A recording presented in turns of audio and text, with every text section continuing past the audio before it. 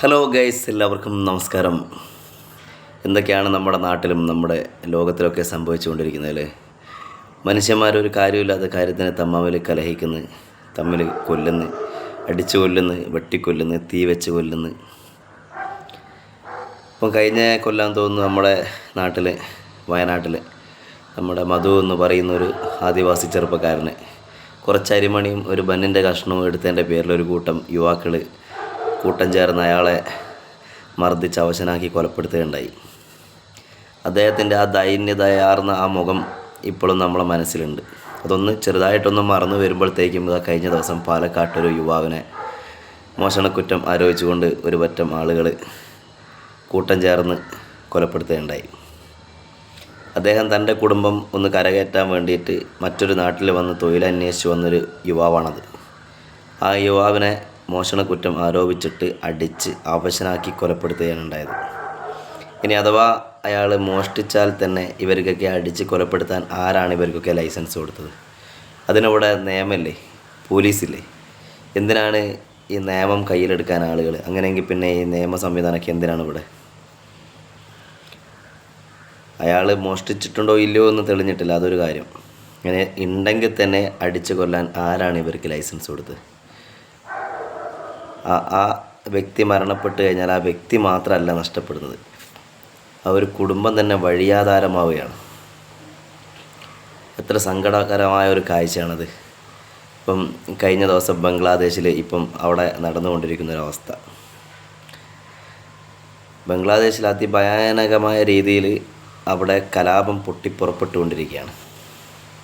അവിടെ ഇപ്പം കഴിഞ്ഞ ദിവസം ദീപു എന്നൊരു ചെറുപ്പക്കാരനെ മതനിന്ദ ആരോപിച്ചുകൊണ്ട് ഒരു കൂട്ടം ആളുകൾ, വെറി പിടിച്ച ഒരു കൂട്ടം ആളുകൾ അടിച്ച് ഇഞ്ചിഞ്ചായിട്ട് കൊലപ്പെടുത്തി. എന്നിട്ടും കലിതീരാതെ നിലത്ത് ഇട്ട് പൂർണ്ണ നഗ്നനാക്കിയതിന് ശേഷം ചവിട്ടിക്കൂട്ടി ഒരു മരത്തിൽ കെട്ടിത്തൂക്കി പെട്രോൾ ഒഴിച്ച് കത്തിച്ചു. ജനമധ്യത്തിൽ, ജനമധ്യത്തിൽ പെട്രോൾ ഒഴിച്ച് കത്തിക്കുന്ന ആ ഒരു ഭീകരാവസ്ഥ ഒന്ന് ആലോചിച്ച് നോക്കിയേ. നമ്മുടെ നാട്ടിൽ, നമ്മുടെ ഒരു ടൗണിൽ ഒരു പറ്റം ആളുകൾ കൂട്ടിച്ചേർന്ന് അത് ഒരു യുവാവിനെ പിടിച്ചു കൊണ്ടുവരുന്നു. എന്തെങ്കിലും ഒരു തരത്തിലുള്ള ഒരു ആക്ഷേപം ആ യുവാവിൻ്റെ പേരിൽ ചാർത്തുന്നു. അതിന് ശേഷം ഒരു മരത്തിലിട്ട് കത്തിക്കുന്ന ഒരവസ്ഥ, എത്രത്തോളം അരാജകത്വത്തിലേക്കാണ് ആ ഒരു അവസ്ഥ ഒന്ന് ചിന്തിച്ച് നോക്കിയേ. അതിന് ആദ്യം ആ യുവാവിനെ പോലീസുകാർ, നിയമം സംരക്ഷിക്കേണ്ട പോലീസുകാർ, നീതി സംരക്ഷിക്കേണ്ട പോലീസുകാർ, ഒരു പൗരൻ്റെ ജീവന് സംരക്ഷണം നൽകേണ്ട പോലീസുകാർ ആ വ്യക്തിയെ പിടിച്ചിട്ട് ഈ പ്രക്ഷോഭക്കാരിലേക്ക് അല്ലെങ്കിൽ ഈ കലാപകാരികൾക്കിടയിലേക്ക് തള്ളിവിടുകയാണ്.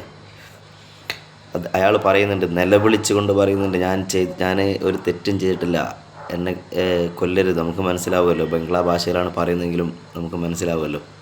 അങ്ങനെ പറയുന്നുണ്ട്.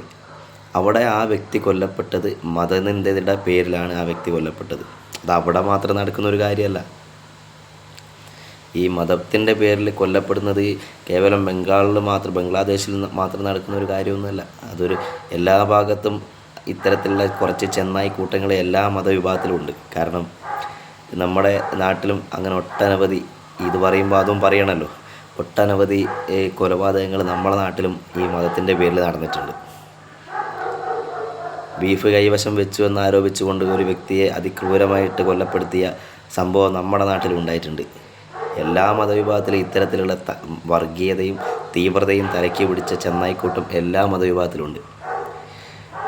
ഈ മതം എന്ന് പറയുന്ന ഒരു സാധനം പണ്ട് കാലത്ത് പണ്ഡിതന്മാരുണ്ടാക്കി വെച്ചത് ഒരു മനുഷ്യന്മാരുടെ ഒരു ഏകീകരണത്തിനും കുറച്ച് മനുഷ്യന്മാരുടെ ചിട്ടയായ ജീവിതം കെട്ടിപ്പടുക്കുന്നതിനും വേണ്ടി അന്നത്തെ മനുഷ്യ നന്മയ്ക്ക് വേണ്ടിയിട്ടുണ്ടാക്കിയ ഒരു മതം അതിൻ്റെ വിപരീത ദിശയിലാണ് ഇന്ന് സഞ്ചരിക്കുന്നത്. അന്ന് മനുഷ്യ നന്മയ്ക്കാണ് മതമെങ്കിൽ ഇന്ന് മനുഷ്യ തിന്മയ്ക്കാണ് ഈ മതത്തിനെ ഭൂരിഭാഗം ആളുകൾ ഉപയോഗിക്കുന്നത്. എല്ലാവരും അല്ല പറയുന്നത്. ഈ മതമാണ് വലുത് എന്ന് മാത്രം കണ്ടുകൊണ്ട് മതത്തിനൊരു തീവ്രമായ രീതിയിലേക്ക് മാറുകയും വർഗീയതയിലേക്ക് മനസ്സിനെ കൊണ്ടെത്തിക്കുമ്പോഴാണ് ഈ മതം പ്രശ്നമാകുന്നത്. അതുകൊണ്ട് പൊന്നു സഹോദരന്മാരെ, സുഹൃത്തുക്കളെ, ഒറ്റ കാര്യം എനിക്ക് പറയാനുള്ളൂ. ഓരോരുത്തർക്കും മതവിശ്വാസം, വിശ്വസിക്കുന്ന മതവിശ്വാസം അനുഷ്ഠിച്ച് പോരാൻ നമ്മുടെ രാജ്യത്തിൽ നിയമമുണ്ട്. ആ ഒരു മതം അവനിലേക്ക് മാത്രം വിശ്വസിക്കുക. അവനവൻ്റെ ആത്മസാക്ഷാത്കാരത്തിന് വേണ്ടിയിട്ട് മാത്രമായിരിക്കണം മതം. അല്ലാതെ തൻ്റെ മതം മറ്റൊരു മനുഷ്യനെ അടിച്ചേൽപ്പിക്കാനോ അല്ലെങ്കിൽ തൻ്റെ മതവിശ്വാസത്തിൻ്റെ പേരിൽ മറ്റൊരു വ്യക്തിയെ നോവിക്കാനോ ഉള്ളതല്ല മതം. അതുകൊണ്ട് അത് മാത്രം തിരിച്ചറിച്ചുകൊണ്ട് നാളെ നമുക്ക് നല്ല ഒരുപാട് ദിനങ്ങൾ ഉണ്ടാവട്ടെ. കാരണം മതവർഗീയതയിൽ നിന്നും മതനിരപേക്ഷതയിലേക്ക് നമ്മുടെ നാട് മാറുമ്പോഴേ നമ്മുടെ നാട്ടിൽ സമാധാനം ഉണ്ടാവും. കണ്ടില്ലേ ബംഗ്ലാദേശിലെ അവസ്ഥ എത്രത്തോളം ഭയാനകമാണ് അവിടുത്തെ ഒരവസ്ഥ. അവിടെ വിദ്യാഭ്യാസത്തിനേക്കാളും കൂടുതൽ അവിടെ മതവിദ്യാഭ്യാസമാണ് ഏറ്റവും കൂടുതൽ അവിടെ നടക്കുന്നത്. മതമാണ് അവിടുത്തെ മെയിൻ പ്രശ്നം. നമ്മുടെ രാജ്യവും ക്രമേണ ഈ മതത്തിലേക്ക് ചുരുങ്ങിക്കഴിഞ്ഞ് കഴിഞ്ഞാൽ നാളത്തെ അവസ്ഥ നമ്മളെയും ഇതൊക്കെ തന്നെയായിരിക്കും. അതുകൊണ്ട് നമ്മളെല്ലാവരും എല്ലാ വിഭാഗം മതത്തിലുള്ള ആളുകളും മതനിരപേക്ഷതയിലേക്ക് കൂടുതൽ ശ്രദ്ധ കൊടുത്തുകൊണ്ട് അവനവൻ്റെ മതം അവനവന് വിശ്വസിക്കാമല്ലോ. അതിനൊരു തടസ്സവും നമ്മുടെ നാട്ടിലില്ല.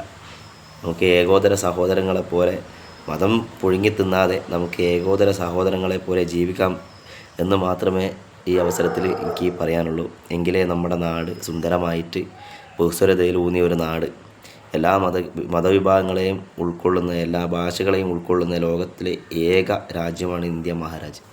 അത്തരത്തിലേക്ക് നമ്മൾ ഏകോദര സഹോദരങ്ങളെപ്പോലെ ജീവിച്ച് വർഗീയത വെടിയണമെന്ന് മാത്രമേ പറയാനുള്ളൂ.